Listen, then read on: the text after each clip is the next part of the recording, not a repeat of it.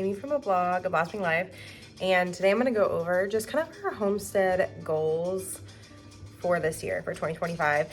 Even though we're in February, I'm a little bit behind, but we have a lot of big things, big projects going on, and so I thought I'd give you a little bit of insight to kind of what we're doing around here. Also, I'm going to share with you a sourdough chocolate chip cookie recipe that is delicious, and some whole wheat biscuits, which were also very yummy. For our homestead this year, we have a lot of big goals. So we've been here for coming up on 5 years, or maybe we've been here 4.5 years, okay.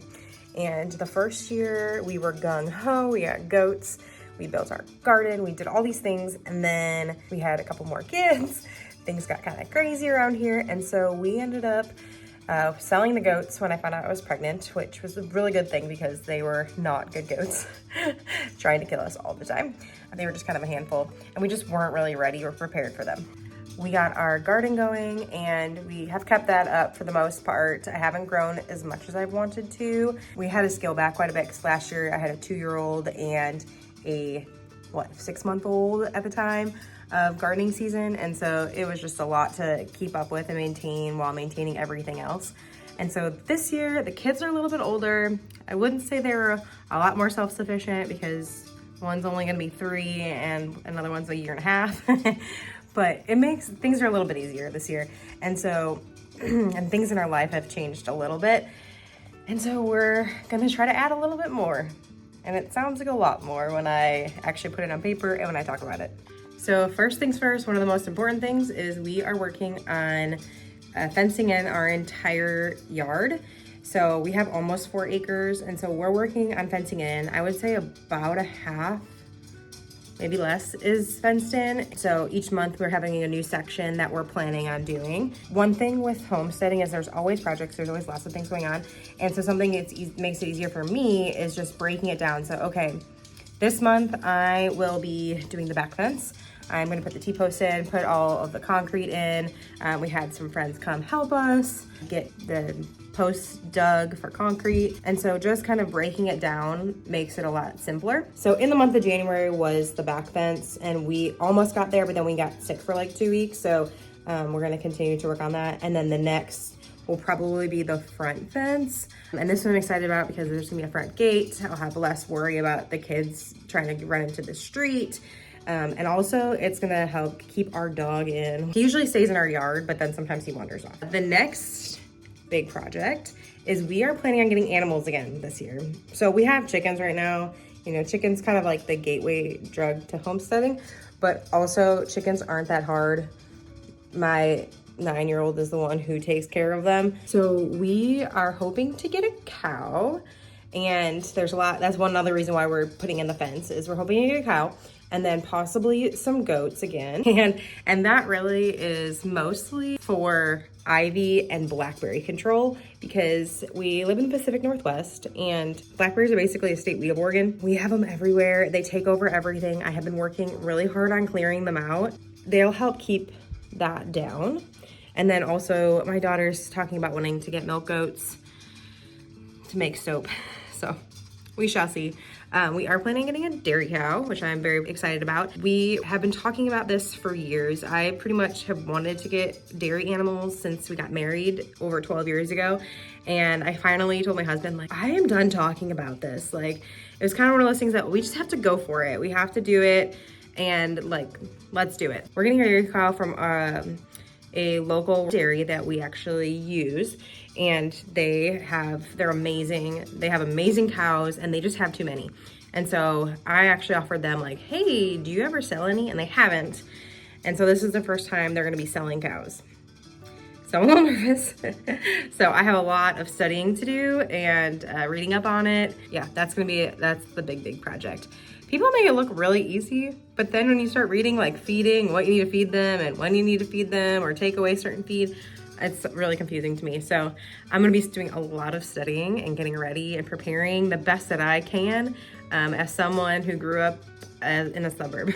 and has zero clue.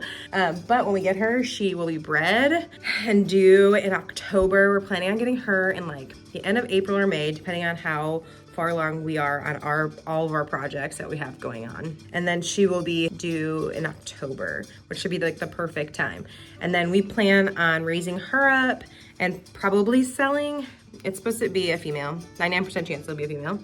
We're planning on selling her as a future milk cow. So we'll raise her up with her mama for a while, and then eventually probably sell her as a future homestead cow. You know, being able to provide a really healthy, awesome cow to a family that has used to kids and dogs and everything else, I think would be really beneficial for those who also want to get into this lifestyle. Currently wish I had a tripod, which I do not, so I'm using my arm and it really hurts holding my phone up.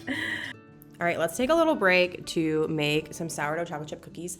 This recipe is amazing. It's actually an updated recipe from an old blog post I had a long time ago, and the cookies just weren't quite as good. They weren't very chewy, they were kind of fluffy. So I redid this recipe and they're so yummy. It's really hard to put them down, but it's super simple. It's just like making regular chocolate chip cookies, but you're gonna add some sourdough starter to it. And then you can long ferment these by just sticking the dough in the fridge. I actually did a test years ago on how digestible they were by putting them in the fridge and making them at 24, 48, and 72 hours. And the 72-hour mark was perfect for those in my family that have some gluten sensitivity issues. So key is to not overbake them. And then also when they're done baking, as soon as they come out of the oven, I like to tap them on the stovetop, and then it like flattens them a little bit. It's really good. The next thing I made was whole wheat biscuits made with fresh milled soft white wheat. And I did not think these were gonna turn out when I made them. And this was the first time I attempted them. But they actually turned out pretty good. They're a little dry, but also being moist at the same time. So I think I need a little bit more tweaking on them. And I think it was more of just the shape. They were kind of wide. And if they were smaller, they would have popped up, I think, a little bit more and they'd be a little bit better. But totally not lost. Well, I will have the recipe up probably by the time that I post this video anyways, so you'll be able to find that in the description box below. These are made just like any typical biscuit. You're going to want to grate really cold butter. I like to stick it in the freezer for like 10 minutes or longer before I start this, and then grate it, and that makes it a little bit easier. You can also put it in the food processor, which makes this even easier. You're just gonna mix the flour with baking powder and salt. Then put the grated butter into the flour and then mix it together. You want to try not to use your hands as much as possible. Use a fork or a pastry blender, but I'm rebellious and I do it anyways because I like it. It's fine. They still turn out really yummy. But then you mix that together, add your liquids, and then shape and bake. We love to make them into breakfast sandwiches. Next project, one of the kids is doing 4-H this year, and we are gonna raise our first meat animals. So we're gonna raise some turkeys. So we have never raised turkeys. We've never raised meat animals in general. And so I feel like this might be a good way to kind of dip our toes into it. And so she is gonna show her market bird at fair, and she's very excited about it. She is trying to raise money for a horse. And so she really wants to get a horse.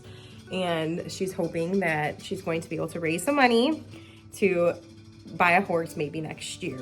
All right, some other big goals we got going on. My hope is, ever since we moved here, one of my desires has been able to raise our own food. And, you know, getting a cow or goats is one way of doing it, having chickens for eggs, but also growing our fruits and vegetables. And I would say we do a decent job of this. Like, we have fruit trees, we have plums and apples and pears and cherries and Asian pears. We have some blueberries, we have fig. We do some of this, but we don't do it to the scale that I would love to see. We don't preserve to the scale that I would love to do. And part of the problem is I hate canning. Like, I wish I loved canning. It stresses me out so much. I just really dislike it. And so I'm hoping that I will learn to love it. I'm planning my garden, really just trying to plan for production. There's just more people here. We're growing, they're eating a lot more, and so we need to grow more to feed ourselves. Now we could easily go to the grocery store and pick up our fruits and vegetables, get all of our meat. We could do all that, right? Anybody can do that. It's not that hard, but I love knowing where our food is coming from. My background is I'm technically a dietitian. I have always loved eating healthy, and what is like the healthiest way you possibly eat is by growing your own food. And so I really want to boost up production. I am trying to plan out a garden that feeds us during the season, but then also out of the season. So figuring out how to do that well, we freeze a lot of stuff. Like we don't have enough blueberries that will sustain us. Like we need a lot of blueberries. And so we go to U-Pick farms in the area and we pick over 100 pounds every year of blueberries, and then we stick most of them in the freezer. So it's just being able to figure out how to can more, dehydrate more, freeze more, so that way we're eating it throughout the year. It saves money, it's so much healthier, it's way more delicious. That's like my big goal. We don't have things like a greenhouse or a hoop house or like a root cellar or a cool room. We don't have any of that, which is fine. I think most people probably don't. Growing a lot of things, like a lot of squash. I love growing squash. It like basically preserves itself. Growing a lot of that. Growing a lot of things we can dehydrate, like herbs. Like I feel like I don't need to be getting any herbs for the most part from the store. I could grow all of that stuff myself. Herbs are probably one of the easiest things to grow, but just being wiser with time and productivity, being able to have that stuff all year round. And I think another thing that I struggle with is using it. So I did not grow up on canned foods, and I did not grow up canning. I can applesauce. I don't really like it, but I'll eat it if I have to. Everyone else does, so I can it for them. But I never grew up with canned corn, canned beans, I've never grown up with it, never used it. And so I have canned multiple things in the past, and then I don't eat them because I'm just not used to using them or even know how to use them or eat them. I'm also kind of a paranoid person. And food-borne illnesses really freak me out. And so I have to get over that. Last year I took a class on pressure canning and then never pressure canned a thing. So this year, the goal is to pressure can. I would love to pressure can some meat. Could do it. I pressure canned carrots in the class. Pressure canning some of low acidic foods would be fantastic. I would love to see the shelves just fully stocked full of food. And then we have all the other stuff that we just have to do, pruning the trees, clearing things out. We have a lot of the woods need to be cleared out. Ivy needs to be trimmed that we haven't done and we've neglected for the last few years. And so those are just a few things that we are planning. Yeah, this year I plan to do a lot more YouTube videos. And so you can kind of follow along in our journey of really turning what is just basically a house and some land into a homestead where we grow our own food. What do you think? You want to grow cookies?